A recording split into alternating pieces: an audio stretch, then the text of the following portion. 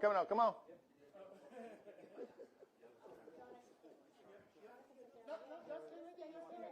You're fine. We're not going to discuss how many VA employees it takes to sit to do a picture. Here we go. Thank you. All right, super. All righty, thank you. Thank you so All right, much. thank y'all. Great job. All right. All right, welcome, press. Everybody good? Everybody good up here? All right, good. Y'all take the cameras ready? All good? 1, 2, 3. All right, get everybody settled. Whenever the two cameras give me a heads up, we'll be good. All right, we're good to go. All right, well, one, to all our corn recipients, thank you so much for what you do. I've read over your bios. I read over what happened, to you to receive that. Thank you so much for taking care of our folks and taking care of them in so many different ways. And I want to say to the staff here, our VAMC directors, our chief of staff, everybody else, all the staff we met with the leadership team this morning, a very good discussion. And I think it's really sort of set the standard for what we do, and our business directors, where we actually talk about where we're heading and what we're doing in the VA. And really is starting not a top-down, but a bottom-up approach to how we actually manage our VHA health system, which is 90% of what we do in the VA. And what you're doing here is managing a large system, managing a growing system, and doing so with CBOX, but also growing it into an eternal system here. So that's a good mix. And then having to spend some time today, it just reminded me as I come to these is the areas that we have made such improvement on in the last few months. And we've seen we now have metrics for those who've not been following us or who write about us occasionally. We now have metrics that all of our hospitals can look at. They can all look at 18 different metrics, KPIs that actually say, here's what we're measuring, here's how we're doing it, so that we can look at what not only is required statutorily, but also what our veterans require. As for many of you know that when I came in, I said there's going to be one thing true at the VA, and the veterans are going to be put first. And that's exactly what this means. It means that we're going to look for ideas and solutions that are bottom up instead of top down. We've had too many top down decisions that have ended up causing basically delays and problems over the years with people who've not been in the field. We're having a whole new functionality of how we do our VHA healthcare. Our 170 plus hospitals, our 1,200 clinics are operations there, and everything else is support.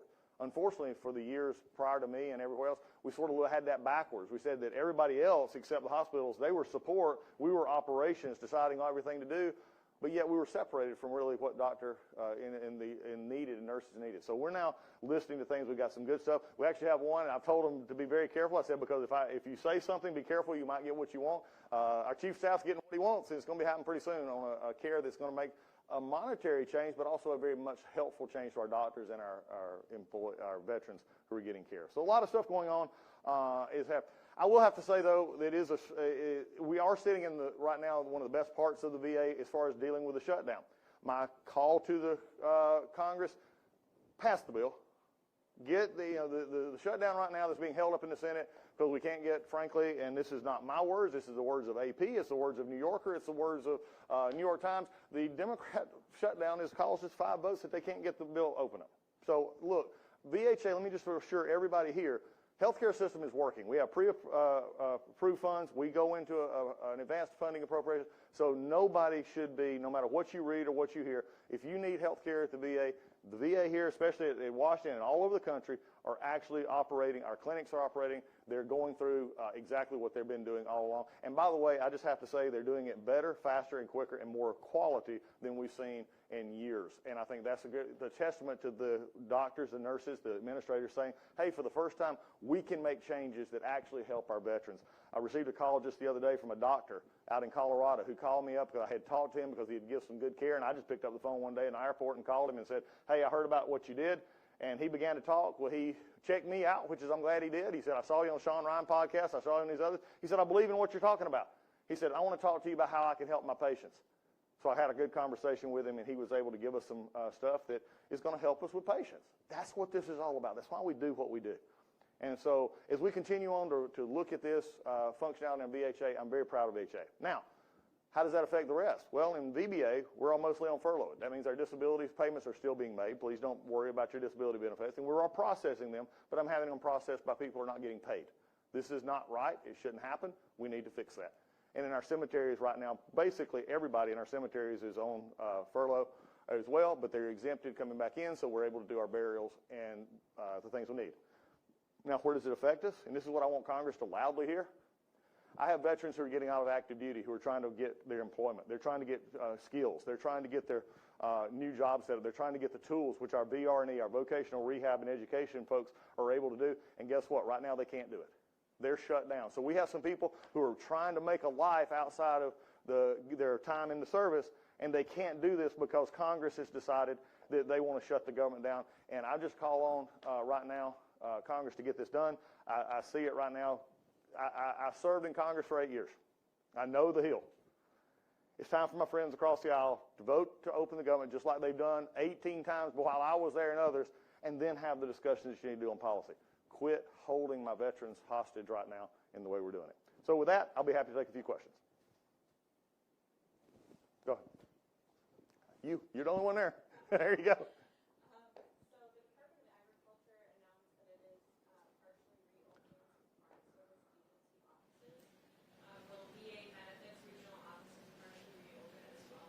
No, not right now because, again, our funding, we have a lapse of funding issue that is going on there. But what we still have is all of our, they're being processed through our websites, also our phone numbers, our 411 VA. They're able to still get help. It's just going to be slower in doing so. So there's not a reason right now for us to open up back those offices. It does, walking here, but the vast majority of our stuff has always been done, especially now, through websites and through online as we go. So we'll continue to do that. Yes?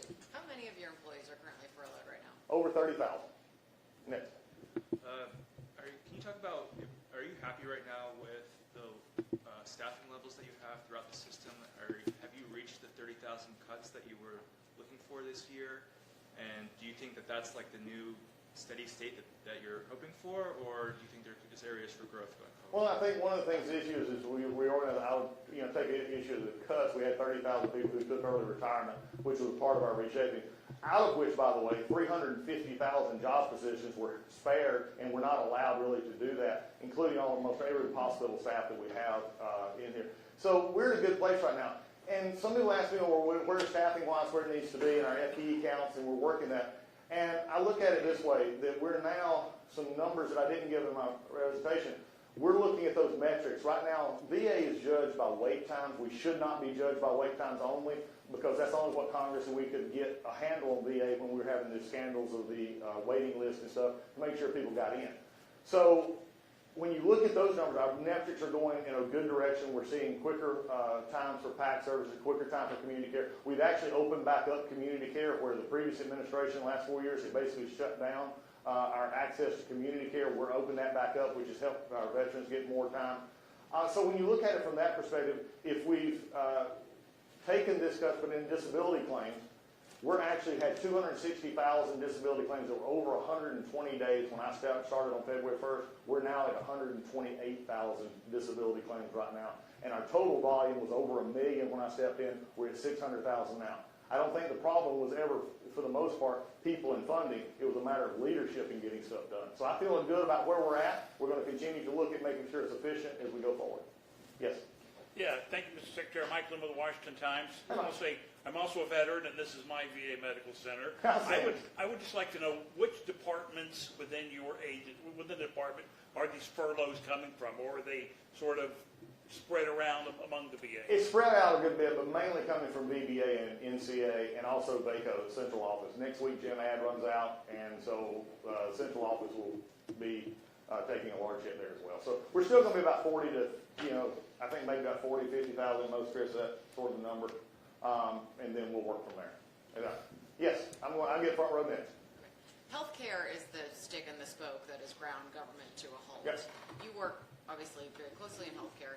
Are there any sympathies to this cause? Is there any validation for these holdouts? And how do you think the path forward looks? Well, number one, our healthcare is outstanding at the VA, and we're not affected by this. Am I holding out sympathy for those who are not paying our air traffic controllers who really voted not to pay our troops into that? Not really. Next. Jacob Barnsworth with Scripps News. Thanks so much for doing this. The White House and Office of Management and Budget have suggested that furloughed workers might not be entitled to back pay once this shutdown ends. That's in contrast to federal law that seems to indicate that they are. Is your opinion or understanding that federal workers at the VA who are furloughed should be entitled to back pay? I think if you actually read the law, the White House interpreted it accurately when they said that it's subject to appropriation. What was happened always in the past is they're subject to appropriation, the Congress will actually fund it, and they'll be paid. That's what they're calling it. If you just simply read the law, that's what it says. So they're just interpreting it as the law is written. In Congress, it's up to Congress to fund it. I believe that Congress will, and I believe our folks will get paid. But that's the way the law reads. Brian. Brian Todd from CNN. We've been reporting that at some VA facilities, not all of them, but a few of them, that the sequences of mental health visits for some veterans, again, some veterans, have been curtailed under a policy that started previous to this administration. That is a policy that's been more strictly enforced recently. Can you tell us the rationale for that? Yeah, Brian. Well, one, I wish you would actually have asked the question when you did, because our folks actually asked you where this was happening. You chose not to participate. You chose not to give us the examples where you have that we were having these issues. So, Brian, really what it told me was you wanted to write a hit piece. And you also had in your actual article itself a quote from someone who worked with the VA and also worked with it, and they said this is a natural occurrence, nothing new has happened. Also, the draconian cuts under my administration. Here's the issue. We've changed nothing. And if somebody needs a mental health appointment, they're going to get their mental health appointment. The issue everywhere else as we deal with this is other agencies, they do have limits on how we work, and these have always been in place. Nobody is missing anything. Nothing has been taken away from them. And what really bothers me the most, Brian, is I appreciate anybody writing an article. But be honest in it. If you wanted us to respond to a different issue, if you wanted to respond to, say, a Washington Mampsey here and a psychiatrist or somebody who says they're not able to give their mental health appointments, then let us know where that is so then I can see if they've misinterpreted the statute. You chose not to give our folks any example of where these were happening. That tells me you didn't want a story, you wanted a hit piece. Next. Thank y'all. I got one more. Given the progress that the VA has made addressing backlogs, how has the shutdown affected that work?